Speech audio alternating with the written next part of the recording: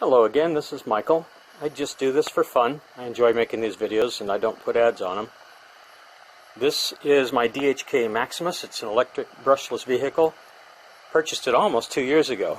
When I first got it, it was not any fun, and it was very expensive because the electronics kept going out on it, and I finally just paid to put my own on it. So anyway, I had made a lot of videos. Some of you might have even followed those back then on what I did. Since then, the last video was over a year ago. It was in May of 2014. Since then, I've had a lot of fun with the truck after I got my own electronics in it, and also I rebuilt the differentials and shimmed them properly because they didn't come properly shimmed from the factory. I did a few other things like T-bone bumpers. Man, I love T-bone bumpers. I have them on all my rigs.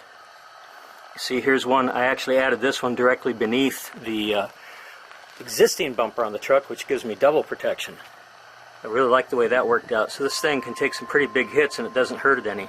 In that last year, I've used it a lot. I've enjoyed it. It's a very good basher. As you can see, I lowered the body on it. It doesn't normally come that low. Because of that, and just the way it's generally laid out with dual batteries side by side, it jumps well, it's very fast, it's very stable. I really, really like it. So, here we go, a little over a year later, and I decided it had given me good service. It needed to be completely refurbished and rebuilt. So I took it down to the last screw, down to the bare metal, rebuilt it, but I rebuilt it better than it was before. So first of all, I'm going to take this body off. As you can see, I've got no body pins on here, which I really like. It's so much easier if I can work without those. I lower the body enough I can put Velcro on here. All I have to do to take it off, as you can see, just pop it up here.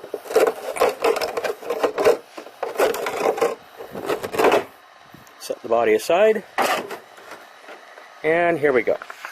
There's the newly rebuilt beauty. I haven't run it on the street yet, but I have verified that it runs. There's another video you'll see on YouTube where I showed how badly these tires I put on it balloon. And I also put a video on YouTube of this particular steering link right here, which I raised quite a bit because the original steering link almost touched the wires there. In fact, it did on some of its longer throws. So in the rebuilding of this thing, I kind of wanted to give you a quick rundown. In the description down below this video, I'll put everything I did to it. And feel free to write to me and I'll answer back any questions you have. Because some of you out there that have DHKs, you're frustrated with them, and I might be able to help because I've gotten this pretty bulletproof now. The main thing I did when I started was thought I got to put a bigger motor on this because, you know, it's an 8th scale truck, but the 3660 size can motor on it is really designed for kind of a smaller rig. 3660, for those of you who don't know, means 36 millimeters in diameter and 60 millimeters long. And the type of motor mount they put on here is a clamping motor mount that goes around the motor. Therefore, it was limited to only 36 inches diameter. I wanted to put a 40-inch motor on there. In fact, I wanted a longer one, so I went 40-74. I know you can't see it here, but under that fan, there is a 40-74 motor with a huge pinion on it.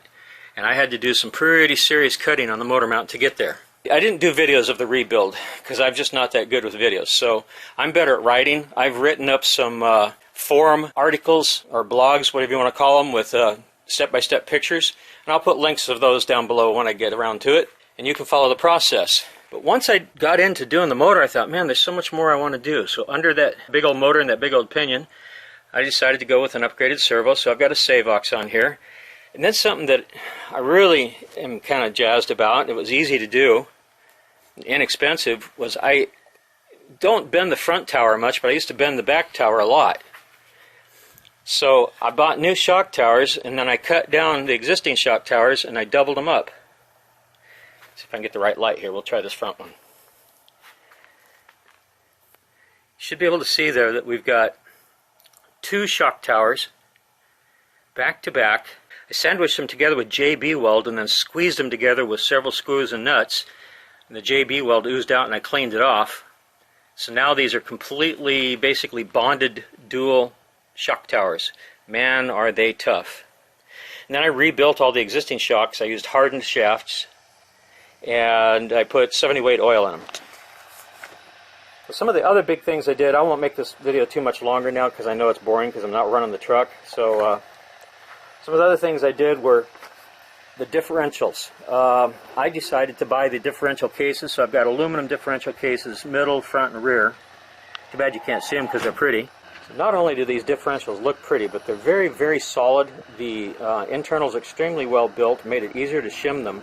So I shimmed them very, very tightly, and then I put extremely heavy center differential weight because I like to pull wheelies and stuff. So I went with 2.5 million. I'll call it 2.5 million weight. It's probably CST, but it's made by a company called Gravity RC.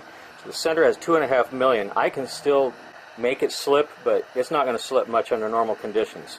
And then in the front I have 5,000 just because I want it to be able to slip and turn a lot. In the rear I've got 100,000 for fairly positive traction grip.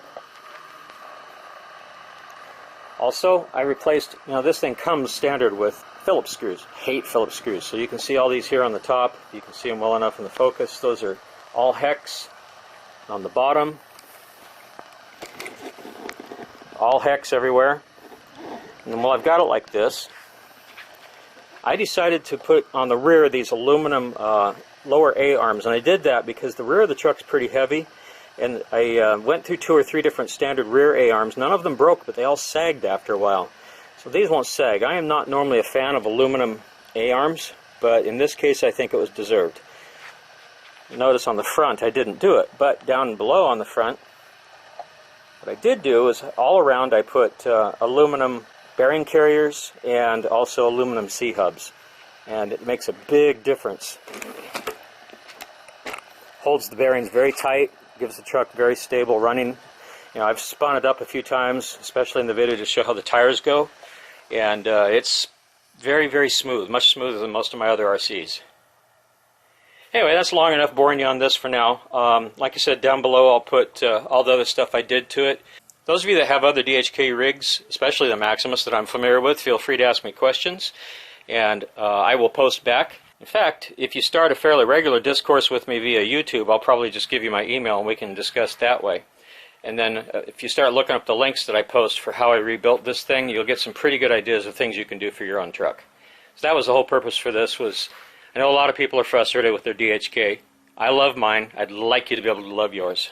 This is Michael. Bye.